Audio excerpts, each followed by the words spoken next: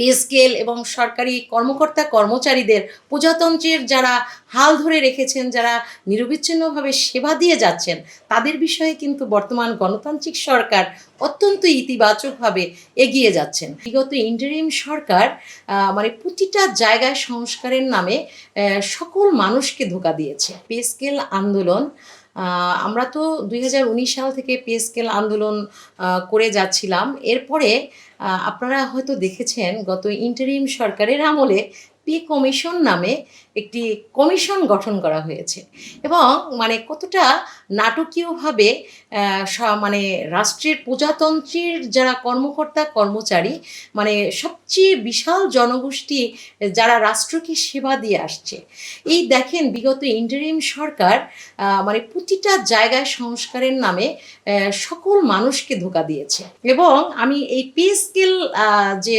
আন্দোলনের যে বিষয়টি, এই জায়গাটিতে আমি বলবো গত ইন্টারিম সরকার এখানেও কিন্তু প্রজাতন্ত্রের কর্মকর্তা কর্মচারীদের সাথে একটা শুভঙ্করের ফাঁকি দিয়ে গেছে। তারা কি করলো? কমিশন গঠন করলো। তারা প্রতিটি ডিপার্টমেন্ট থেকে তারা স্টেক হোল্ডার নিয়ে তাদের মতামত নিল, তাদের দফায় দফায় মিটিং করলো।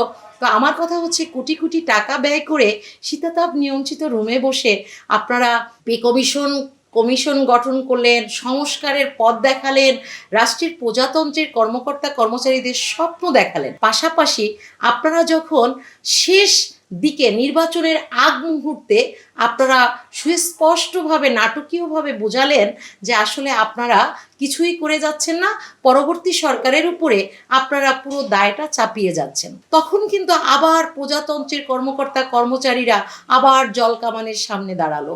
আপনারা দেখেছেন সেই বিভৎস চিত্র ইন্টারিম সরকারের আমলে। এবং আমার মনে হয় যে ওনারা এটাও একটা ফাঁদ লুটেছিল যে সরকারি কর্মকর্তা কর্মচারীরা যদি সোচ্চারভাবে পে স্কেলের আন্দোলনের জন্য নেমে যায়, তাহলে নির্বাচন বানচাল হয়ে যাবে এবং ডক্টর ইউনূস এবং তার সাজানো যে একটি সরকার ছিল, তারা সারা জীবনের জন্য ক্ষমতায় থেকে যাবে।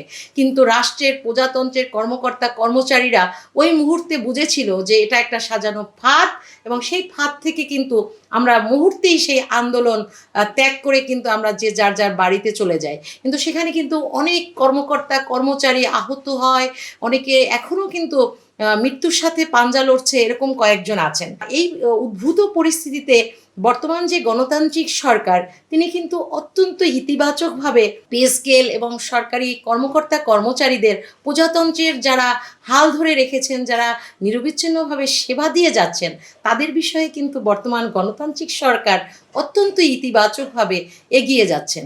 এবং আমরা কিন্তু আশাবাদী যে আমাদের নবম যে পে স্কেলের যে দাবি করে আসছি, এই নবম পে স্কেল দাবি বাস্তবায়ন এবং বর্তমান যে উদ্ভূত পরিস্থিতি, আমাদের প্রজাতন্ত্রের কর্মকর্তা কর্মচারী শুধু নয়, তাদের পরিবারের যারা অংশীজন আছেন, তারাও কিন্তু হতাশায় নিমজ্জিত।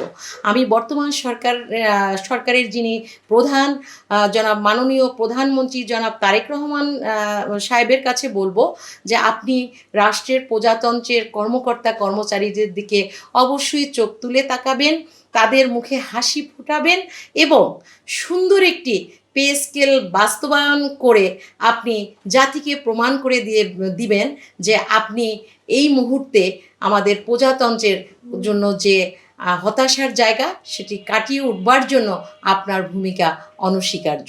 তো আমরা বর্তমান সরকারের কাছে চাই বৈষম্যহীন একটি জাতীয় নবম পে স্কেল বাস্তবায়ন হোক, যেখানে কোনো বৈষম্য থাকবে না।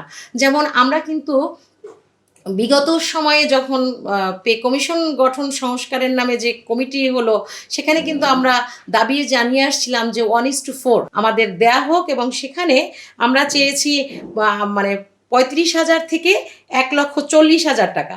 কিন্তু সংস্কারের নামে তারা কি করেছে? তারা আরও বৈষম্যটা বাড়িয়ে দিয়েছে। তারা কি করেছে? 1:8 করেছে। আপনারা দেখেছেন যে 1:8 করেছে, সেখানে সর্বনিম্ন 20,000 এবং সর্বোচ্চ করেছে 1,60,000। এই যে 20,000 আর 1,60,000, 1:8, এখানে কিন্তু একটা ব্যাপক বৈষম্য পরিলক্ষিত হবে। তো আমরা আসলে আমাদের রাষ্ট্রপ্রধান, আমাদের দেশের প্রধানমন্ত্রী, আমরা তার উপরেই আমরা ছেড়ে দিয়েছি। তিনি যেটা আমাদের প্রজাতন্ত্রের কর্মকর্তা কর্মচারীদের জন্য কল্যাণ হবে সেই সিদ্ধান্তই তিনি নেবেন, এই প্রত্যাশা আমরা প্রজাতন্ত্রের কর্মকর্তা কর্মচারীরা রাখছি। এবং আমি আশাবাদী যে আসন্ন যে বাজেট, সেই বাজেটে আমরা নিরাশ হব না এবং আমাদের জাতীয় নবম পে স্কেল বাস্তবায়নের সাদৃশ্যমান প্রতিফলন আমরা আগামী বাজেটে আমরা দেখতে পাবো ইনশাল্লাহ।